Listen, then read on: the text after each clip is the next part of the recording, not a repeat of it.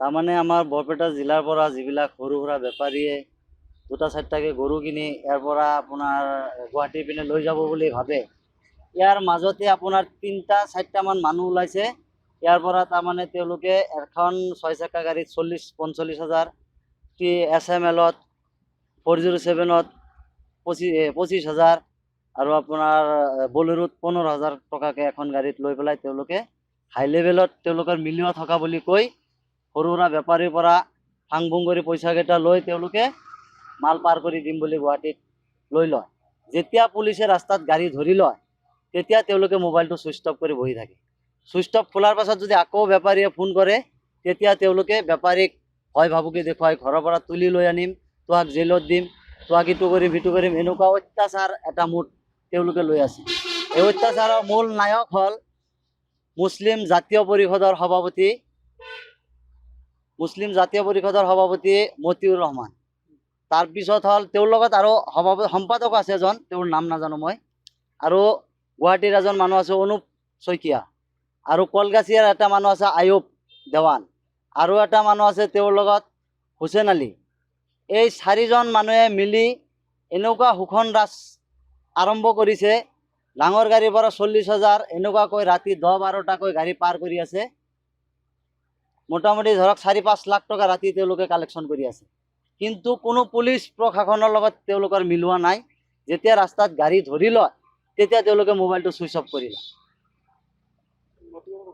মতিউৰৰ ঘৰ হ'ল আপোনাৰ বৰপেটা জিলাৰ বৰমাৰা, আয়ুব দেৱানৰ ঘৰ হ'ল বৰপেটা জিলাৰ কলগাছিয়াত, হুছেইনৰ ঘৰ হ'ল বৰপেটা জিলাৰ কলগাছিয়াত, আৰু অনুপৰ ঘৰ মই জনা হিচাপত গুৱাহাটী। এনেকুৱা ঘটনা যে সংঘটিত এই 4জনে লগ লাগি সিন্ডিকেটটো চলাই আছে। আজি 6 মাহৰ পৰা এওঁলোকে এই সিন্ডিকেটটো চলাই আছে। গৰু এইবিলাক গৰু ধৰক বাগবৰ বজাৰ, কুকাৰবাৰ বজাৰৰ পৰা কিনি 6-7জন বেপাৰীয়ে মিলি তাৰপিছত একলগ হৈ তেওঁলোকে আহি এনে কি তেওঁলোকে ব্লাইণ্ড চেক দি পেলাইও 40 হাজাৰ টকা 50 হাজাৰ টকাৰ বিনিময়ত ব্লাইণ্ড চেক দি পেলাইও তেওঁলোকে ইয়াৰ পৰা মাল পাৰ কৰিম বুলি লৈ যায়। গুৱাহাটী আপোনাৰ 9 মাইল, 9 মাইলৰ পৰা শ্বিলঙত বিক্ৰী হয় মাল। এতিয়া সেইটো মই ক'ব নোৱাৰিম। গৰুবিলাকৰ ৰচিদ থাকে, হয়, বজাৰৰ ৰচিদ থাকে, নাই বেলেগ একো নাথাকে। এনেতো গৰুৰ হিচাপত আপোনাৰ ফিটনেছ থাকিব লাগে, ভেটেনেৰী ডক্টৰৰ কাগজ থাকিব লাগে, এইবিলাক নালাগে। হাই লেভেল মিলোৱা আছে, তেওঁলোকে 45,000 লয়, ইফালে 25,000 লয়, আৰু 15,000 লয়। তেওঁলোকে একো নোখোজে, খালি হ'লেই হ'ল। পাৰ নাইট ডেইলি তেওঁলোকে এণ্ট্ৰি লয়। বজাৰ নাথাকিলে কোনোবাই বহুত বজাৰ আছেতো, আমাৰ লয়াৰ অসমত বহুত বজাৰ আছেতো। হয়, বেলেগৰ পৰা আহে।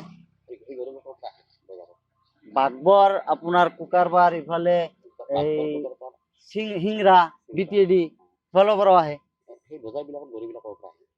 সেইবিলাক নাজানো, বজাৰৰ গৃহস্থৰ মাল আহে। হয় হয়, কি কাগজ পত্ৰ ৰচিদ লৈ পেলাই বেপাৰীয়ে কিনি লৈ আহে। মই এতিয়া জনাও যে এই 4জন মানুহে যে অত্যাচাৰী আৰম্ভ কৰিছে দুখীয়া মানুহৰ ওপৰত, এইটো প্ৰশাসনে তদন্ত কৰি উচিত বিচাৰ কৰিব লাগে। হয় হয়, ক্ষুদ্ৰ ব্যৱসায়িক হাৰাশাস্তি কৰি আছে। যোৱা ৰাতি আপোনালোকে চাইছে মাছদিয়াৰ IC ছাৰে এক গাড়ী গৰু ধৰিছে। এটা উছমান গনিৰ ঘৰৰ পৰা, তেওঁ এটা বেপাৰী, উছমান গনিৰ ঘৰৰ পৰা 55টা গৰু আছে, 55টা গৰু আছিল। তাৰে 37টা লোড হোৱাৰ পাছত IC ছাৰে গম পাইছে, যাই পেলাই গাড়ীটো ধৰিছে। আপোনালোকে মাল চাইছে। এতিয়া গাড়ীখন মালকেইটা পুলিচৰ আণ্ডাৰত আছে। তেনেকুৱা এতিয়া পুলিচে কি কাৰণত এতিয়ালৈ থানালৈ নিয়া নাই আমি নাজানো।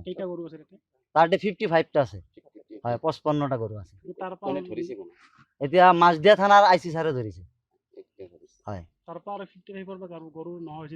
নাই, নোহোৱা নাই, তেওঁৰ ঘৰত আছে, বেপাৰী ঘৰত আছে বাকী, আৰু ৰাস্তাত যে ধৰিছে ৰাস্তাত আছে 37টা না 38টা। যিকোনো খবৰৰ বাবে যোগাযোগ কৰক 7099017330 লগতে 7099017110 নম্বৰত।